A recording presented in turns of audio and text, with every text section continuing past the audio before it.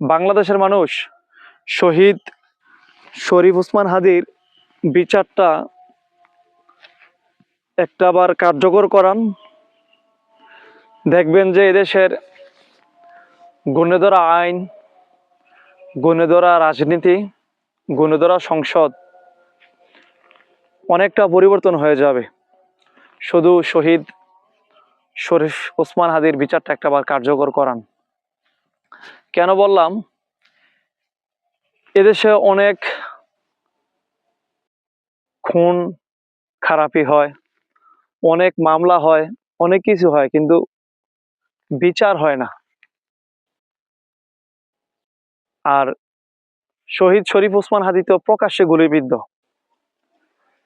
একটা দেশে চোখের সামনে রাজপথে দিবালোকে সিসি ক্যামেরার ফুটেজ সহ আছে, প্রমাণ আছে যে একটা লোককে গুলি করা হয়েছে, আর সেই দেশে এতদিন গড়িয়ে গেল এখনো বিচার হয়নি।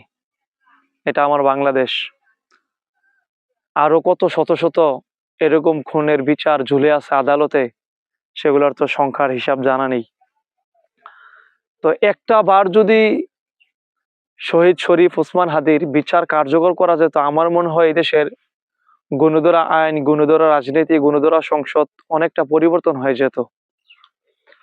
আর শরীফ ওসমান হাদি তিনি কিন্তু এই পথেই হাঁটছিলেন। তিনি কিন্তু চাইছিলেন এবং বলেছিলেন যে আমাকে যদি গুলি করে মেরে ফেলা হয়, আমার কিছু চাওয়া নেই, শুধু এটা চাওয়া যে আমাকে যে গুলি করছে ওইটার বিচারটা আপনারা কইরেন। করলে কি হবে? তাহলে আগামীতে আর এই গুলি করার কেউ সাহস পাবে না। আর যদি বিচার না করেন তাহলে আগামীতে আমার মতো হাদিয়ার এদেশে জন্মাবে না।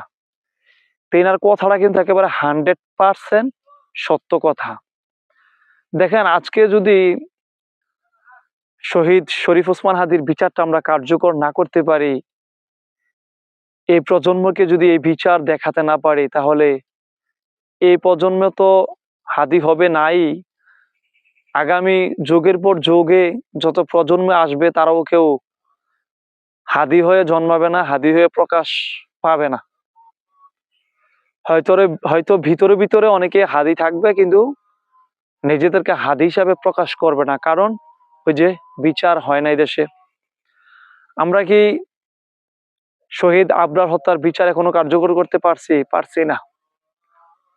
আমাদের সীমান্তে ফেলানিকে মেরে ঝুলিয়ে রাখছে, তাদের সাথে আমাদের পাশের দেশের সাথেও আমরা তেমন বোঝাপড়া করতে পারছি না।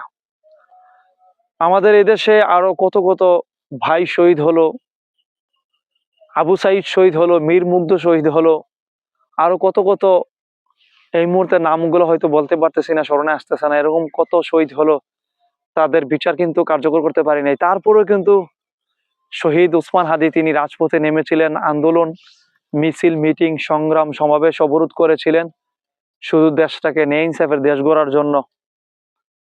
একটা ব্যতিক্রম ধরনের একটা ইউনিক রাজনীতির মাঠ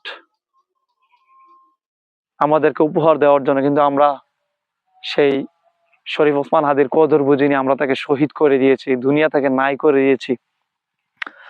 তো আমরা তো কিছুই পারলাম না, কাজের কাজ কিছুই করতে পারিনি। এখন আমাদের বড্ড প্রয়োজন শুধু একটাই কাজ, সেই কাজটা হলো শহীদ শরীফ ওসমান হাদির বিচার কার্যকর করা।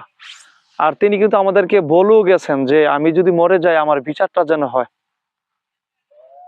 তা আমাদের এই বিচারটা করতে হবে, কারণ এই দেশে কত বিচার হয়, কার্যকর হয় না, কত মামলা ঝুলে আছে, কার্যকর হয় না।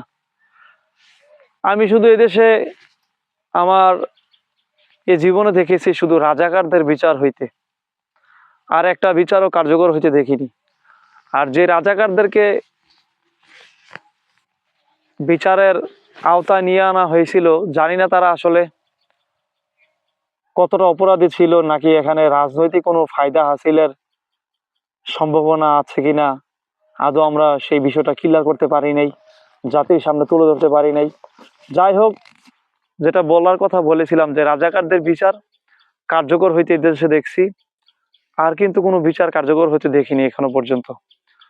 তো প্রকাশ্যে শরীফ ওসমান হাদিকে শহীদ করে দেওয়া হলো, এত তো প্রমাণ থাকা সত্ত্বেও, এত তো কুলু ফাইন্ড আউট করার পরেও এখনো পর্যন্ত আমরা তার বিচার কার্যকর করব দূরের কথা, তার আসামিদেরকে আমরা এখনো পর্যন্ত গ্রেফতার করতে পারিনি, কাঠগড়ায় দাঁড় করতে পারিনি। আর কবে বিচার দেখবো আমরা? তাও আবারও শেষ পর্যায়ে আবারও বলছি, আমরা শাহবাগে বিচারের দাবিতে যত আন্দোলন মিছিল মিটিং সংগ্রাম সমাবেশ অবরোধ করি না কেন, আমরা সবসময় যেন হাদিকে মনে রাখি, বুকে ধারণ করি। সোশ্যাল মিডিয়া থেকে যেন হাদির এই ট্রেন্ডিং একেবারে নিচে পড়ে না যায়, আমরা যেন তাকে ট্রেন্ডিং এ রাখি, সবসময় হাদির নামটা যেন স্মরণে রাখি, সোশ্যাল মিডিয়াতে রাখি, শাহবাগে যেন আমরা সবসময় থাকি। এবং আমরা চাই এদেশে হাদির বিচার কার্যকর করা হোক, এবং এই বিচার কার্যকরের মাধ্যমে গুণধরা আইন, গুণধরা রাজনীতি, গুণধরা সংসদের একটা পরিবর্তন আসুক।